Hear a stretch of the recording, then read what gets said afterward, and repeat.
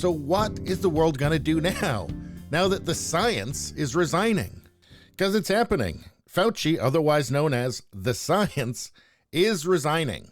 Anyway, here's the headline. Lies and tyrannical agenda. Conservative stars and pundits react to news of Fauci stepping down.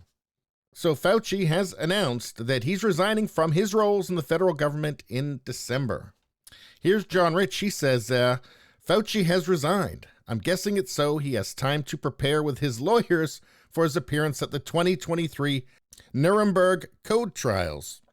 So Nuremberg Code, I've heard about that. What is that? Nuremberg Code.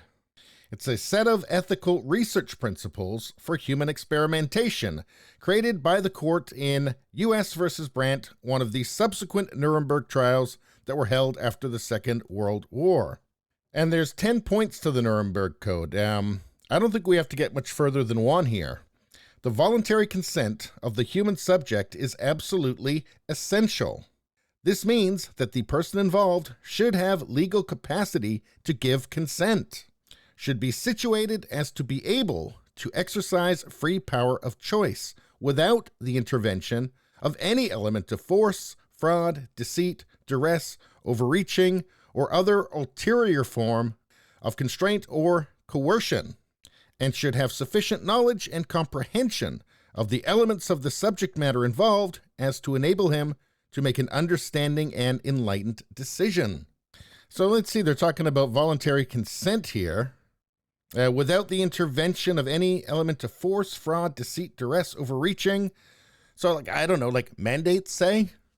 How about coercion, being fired from your job? And while we're talking about consent, how about actually knowing what it is you're putting into your body? How about knowing the risks of putting something into your body? You know, the kind of information you might get from, a long-term trial, say. And I guess there is a long-term trial going on right now. It's you.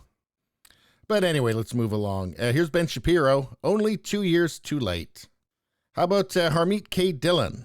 Fauci catalyzed a massive loss of liberty for millions. Thanks to made-up policies, children uneducated, people fired for refusing experimental drug, offices and churches closed, productivity lost, Biden elected, Big Pharma rich, Fauci's work is done. How do we get our freedom back? Well, stop listening to teleprompter readers for one. That's a good start.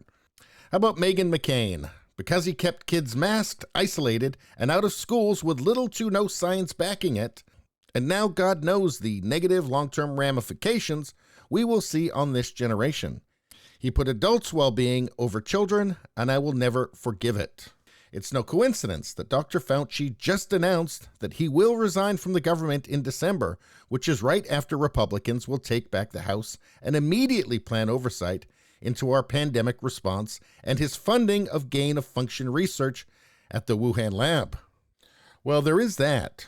And actually, while they're at it, I think there's some beagles who might want to have a word with them too. Here's from Donald Trump Jr. Dr. Anthony Fauci, the U.S. top infectious disease expert who has seemingly been wrong about everything since the AIDS epidemic, says he will retire by the end of the year, likely to avoid being questioned by a GOP-controlled House on how he got everything so wrong for so long. Although I'm sure they can still subpoena him, so, he's going to have to answer some questions. I mean, he'll lie. Of course he'll lie.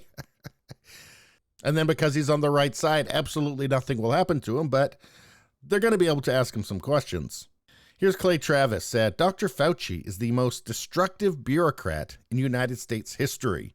His leadership on the COOF will, in the decades ahead, come to be seen as one of the greatest and most destructive failures in our nation's history. He belongs in prison. Here's Brigitte Gabriel. Dr. Fauci will be remembered for his incompetence and out-of-control ego. So, Fauci does have a lot to answer for, doesn't he? He didn't seem to be very truthful about gain-of-function research, did he? And he was wrong about a lot. He was wrong about masks, and then he was wrong about masks again, and he was wrong about herd immunity. He was wrong about the efficacy of the jabs. And there's all kinds of issues around the jabs that have lots of people very concerned, which he doesn't seem to have much of an interest in whatsoever. Not to mention his complete disdain for any possible treatment that wasn't going to make a ton of money for pharmaceutical companies.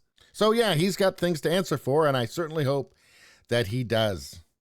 Anyway, please subscribe, like, and share. Sharing really helps me out. I thank you for doing that. I will see you next time.